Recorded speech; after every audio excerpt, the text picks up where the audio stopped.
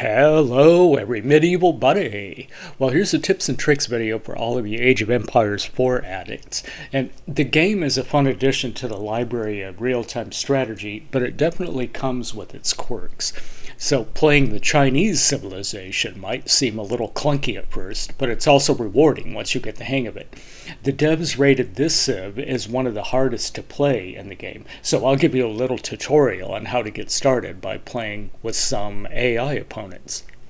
In this particular game, I gave myself one ally, and we're playing against two teams of two. Our only win condition is to destroy all enemy landmarks, and what you're seeing on the screen is one of the many bugs. That's a bug. We actually have to destroy all the landmarks to win. So here we are at the start of the game. Now, as with any civ, your very first objective is just to start gathering food, and that's exactly what we're doing. And then we're taking our scout and herding sheep right to the front of our town center. Now, I also started chopping wood. You also have to start building houses. You have to stay on top of a bunch of things in the beginning, and this kind of teaches you how to multitask.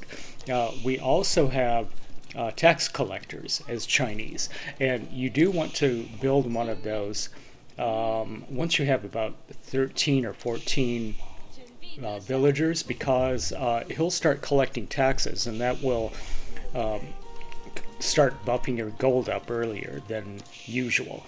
And you also might notice I'm building my landmark to reach the second age, and I'm doing that early on because our goal is to get to age 3 as quickly as possible. The reason being, once we get to age 3, then we can start producing monks, which will allow us to grab relics and capture the ancient sites. Now, you see that we're in age 2 now. At this point, you should be constantly producing villagers. There should be no gaps at all. You notice we have one tax collector now. At some point, it's good to add a second tax collector and eventually get to 4 tax collectors as quickly as possible. The problem is that they are quite expensive, so you don't want to do them all at once. And notice I'm starting to build some defensive towers already, just in case we are rushed early on. Now, because these are AIs, even though they're all hard, they generally don't rush right away. But we do have to start producing stone. So you notice I built another mining camp next to the stone quarry, where that will allow us to upgrade the outposts so that they'll be able to actually shoot. The outposts don't shoot until you upgrade them, so you have to remember that. We're starting to upgrade the mill. We're starting to upgrade the wood cutters. We're also upgrading the mills. I mean the mining camps as well. You notice I put one of my tax collectors right by the mining camp so that he will improve the performance. So he actually influences the gathering rate, but then the other two are collecting tax. And you notice that we have a nice gold intake already, but it's still not good enough. We're going to need a lot more gold than this. We have plenty of stone, so you'll see me start to reallocate my villagers over to the gold quarry because we need more. And you can also see that I built my first 2 military buildings, which is the barracks and the archery range. That's all I need for the moment, just in case we're attacked now. And there we go with my next landmark to reach age 3. And normally you would just use one worker, but I like using a bunch of workers early on just to fast track it. Oh, there's our first attack. See, we did get rushed fairly early on. So at this point I realized we need a few more outposts just to protect ourselves until we build a wall. And we are, oh yeah, you can see the wall. I'm already building it. If you look around, I've kind of encircled our city on 3 sides by a stone wall. I didn't bother completing it because it's very unlikely we'll get rushed from behind. They're generally frontal assaults, as I've noticed. Now, because we're in age 3 now, I can build a monastery, and I'm going to show you in a moment what I like to do. I like to bring villagers over next to a relic, and then I build a monastery right there so we can grab it without having to send the monk all the way across the map. That's pretty dangerous, and they often die. So also here, notice that I have there's a gold mine. I'm going to start sending people over here, and I'm going to use this as like a second town center. The reason is there is also a marketplace, a neutral marketplace over here that we can trade. So I'm probably going to build a marketplace very close to that. So it's also good that your traders, when you produce those camel traders, that they're not traveling all the way across the map. That's also dangerous. So I tend to do that close. They don't carry as much gold if they're close, but it's better to build a marketplace fairly close to the trading post. Okay, so, and that's what I'm doing now. I'm sending some villagers over there to start my second town center. Generally good idea to start a town center earlier than I did here, but it's all right. It does take a bit of wood, and I think it's either stone or gold. I don't remember, but yeah, and I'm also building a dock right there so I can start producing fishing boats, and then that will supplement my food production, which is pretty low right now. See, and you also have to transition from killing animals to milling wheat. So you have to build wheat fields and then mill that, and that's what we're doing. But the fishing boats are also relieving us of that food deficit. Okay. Now there's the relic right there. So I'm going to make a monastery over there in a moment. I should have done that right when we reached age 3. As soon as you hit age 3, you can produce your monasteries.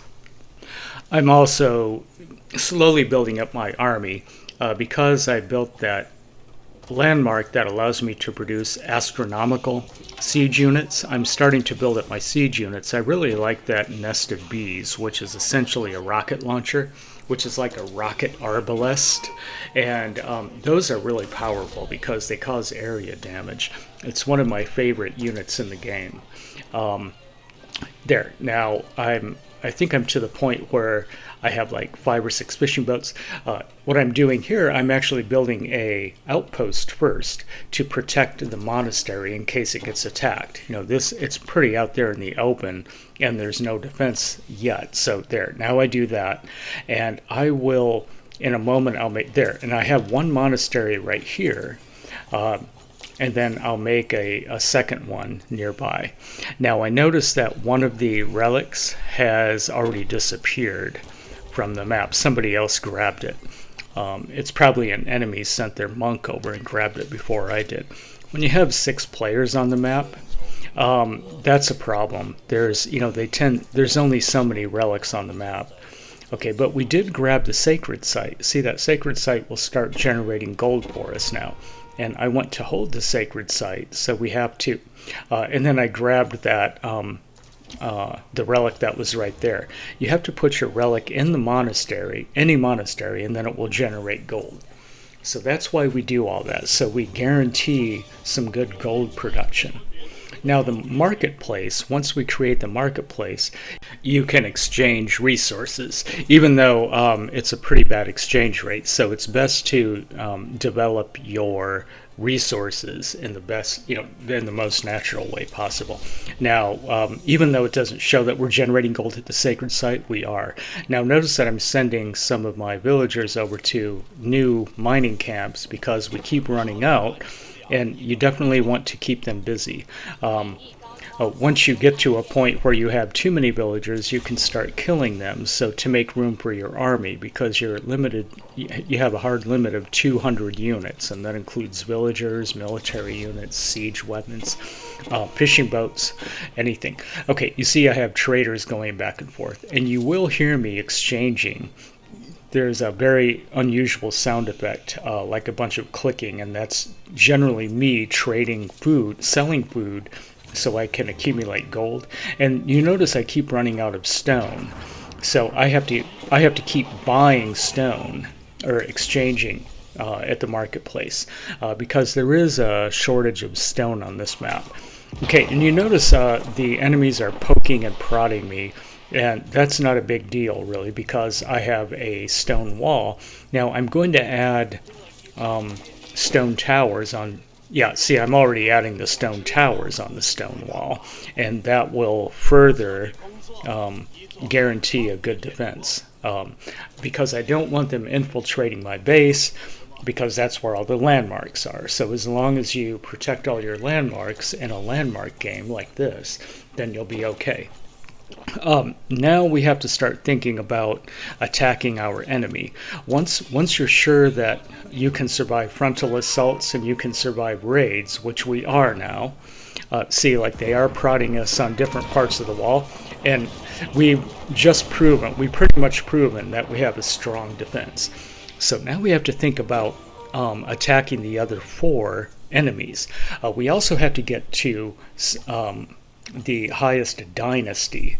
So the dynasties are something that's unique to the Chinese, and all that entails is building extra landmarks. That's all it is. It's actually good because then that's twice as many landmarks an enemy would have to destroy to win. So you just keep building your landmarks, get all the way up to the Ming Dynasty so that you can build the Fire Lancers and the Grenadiers. Those are two very powerful units that are unique to the Chinese, and I like getting those fairly quickly on. So that's why we haven't attacked. That's why we haven't poured any work into rushing the enemy. I prefer to stay on the defensive until I'm ready to start taking the enemies out one by one. And that's what we're going to do. We're also building keeps all over the place so that our miners are going to be protected from attacks, because the AIs are pretty good at finding your weaknesses and exploiting them. They seem to always know exactly where to attack in wherever there's a gap in your defense. That's where they'll attack, except they aren't attacking from behind. I've discovered that they're not that stupid. Oh, but look, we are being attacked over on the right, and that's what I thought. They're attacking villagers with some knights. So what I did, I decided to create a forward base very close to their base. And you do that by building a keep, and then the keep will start auto-attacking anything around it, which is exactly what's going on. And then it's generally good to supplement a keep with 1 or 2 outposts, and that's what I'm doing here. But I've also decided that the reason I'm going to attack this enemy first is because he's fairly isolated from all the others. So it's unlikely that the other 3 can rush to his defense. And this entire army is ready to go and to move to that forward location. And once I have fortified my entire stone wall with the stone towers, then that's when I'll move my entire army upwards. Generally, when you move your army towards one enemy, that's when the other enemies will attack your defenses. So that's why you need a strong fortification around your landmarks before you do this. And what we're also going to do, I'm keeping my villagers here so that we can build a whole army production area once my army gets there. So that, I'll build an archery range, barracks, and siege, and stable, everything there so they don't have to travel all the way across the map as we make them. So look at my resources really quick. You can see that I have an issue with producing stone. So I have to sell a bunch of my food to accumulate gold so I can buy stone. So what I'm doing, it's mainly just resource management now. And here we are. I have successfully moved my army over here. I need to produce a few more trebuchets. So the counterweight trebuchets are going to be what I attack with first to batter down the defenses so that all of my other units aren't destroyed when we march in. So that's what we're waiting for. We're waiting for like 6. I like to have 6 trebuchets minimum. I think we'll wind up with a total of 7 here. And then I hotkey the trebuchets so they can take down the defensive buildings before we rush in. And I highly recommend doing that always. You don't just take your whole army and rush into to an enemy, because then you'll have to rebuild your whole army. And then I've got a bunch of monks too in the back that will continuously heal. So I tend to attack in spurts. Like I'll attack a portion of their base and then I'll retreat a little bit so we can heal, and then we'll continue. And there we go. Now I'm starting to take down the defensive buildings. Now I'm also noticing that the other enemies are not rushing to his defense. It's because they're too far away, or they're engaged with something else. I don't know. They also have been attacking each other too, so it's 2 versus 2 versus 2 in this game.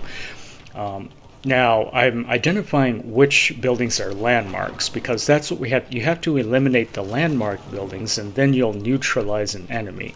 We're trying to get that red to turn gray, and once we found all of the landmarks, then it will turn gray. Now there is a problem right here. I've noticed that every time I destroy a landmark with the trebuchets, then the villagers are just rebuilding the landmarks. So we don't have, there's no two ways about it. We're going to have to rush the whole area. And you see I'm starting to get whittled down by that defensive tower. So we are going to have to take that out. And I think that's what I'm doing here. Yeah, with the trebuchets, I'm going to knock out that defensive building. And we are getting attacked by some military units, so if we also take out the military buildings, then that eliminates that. Oh, we're getting attacked on the side, and I didn't notice that right away. So the problem is they took out some of our trebuchets, so we're going to have to build more trebuchets. There we go. See, so I realized at this point we just have to rush everything. We had to rush the keep, so we're losing about 8, looks like 25 units. So we are going to have to build more. Oh yeah, they took out a lot of our trebuchets. Now at this point I realize there's no more resistance, so we just have to find the last landmark. There's one landmark remaining in this enemy, and we can't find it. So sometimes you have to look around and find the landmark. The AIs tend to build their landmarks together, but when you're playing against players, they tend to disperse their landmarks all over the place, so it's harder and harder to find the landmarks. Okay, so that wasn't the landmark like I thought it was. So we have to look around the map, and you just have to look around every hill, every and check and see if they built a second town center, which they did, but that wasn't it. Okay, here, and it turns out there it is. There's the landmark we were missing. So we're just going to have to rush it. As soon as we hit it, then now the other houses have turned gray, and we've eliminated that particular AI. So there are, and it looks like another team has eliminated the second AI. So there's 2 civilizations that have been neutralized now. So we only have 2 left. Yeah, that was a different AI right there. So now we just have to rebuild our army. And you see that I'm already reproducing my trebuchets. Now we have 6-7 trebuchets again. I was doing that while we were searching for that final landmark. We are kind of at a deficit of knights. We have a lot of foot soldiers, but not enough knights. So we might, I think I'm queuing up more fire lancers. Fire lancers are good at burning down buildings in addition to, but it's not good to just build one of a particular unit. It's always good to diversify your units. And you see I'm building more of those nest of bees, which are the rocket arbalests. Those that you're looking at there.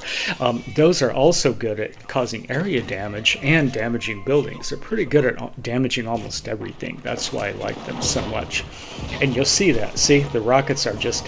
Now, by the way, I noticed that the AI is kind of like distracting me and trying to lead me right into the middle of their 2 bases, and I realized the mistake right here, and then I regroup, and I decide to isolate and attack one enemy at a time. Don't ever get involved. Don't put yourself in between two different civilizations, because you'll get whittled down. So that's what I'm doing here. I'm finding one landmark at a time on one enemy, and then I'm destroying each of those landmarks. It looks like my trebuchets are undefended, but they're not. I'm just holding back the rest of my army until we remove the defensive buildings, which is what I'm doing right here. You see that? Yeah, there we go. And then once I've done that, the town center is a defensive building, but if that's the only one, it's pretty easy to eliminate it. And that's what I did right there. Okay, now we have to find, I think there's one or two more landmarks to find yet. You do have to focus your army, otherwise they'll just attack anything. And you have to constantly use the attack move command. Or just specifically attack one target at a time when you get to this point. When you're trying to find the last few landmarks, they're producing cannons, and then I don't know what they're doing here. I think the enemy is in disarray, and they don't know what to produce. So they're just producing anything with whatever buildings are left. And see, so what I'm doing, I'm whittling down the other buildings. This is a landmark here, the Windguard Palace there. But I see there's still one landmark left because they haven't been neutralized yet. You know, those red health bars have to turn gray, and that means we've neutralized the enemy. But there's still one. There's always one landmark somewhere. At least we're battling AIs and not unpredictable players. And there they are. There, I find that's a landmark, and that's a landmark.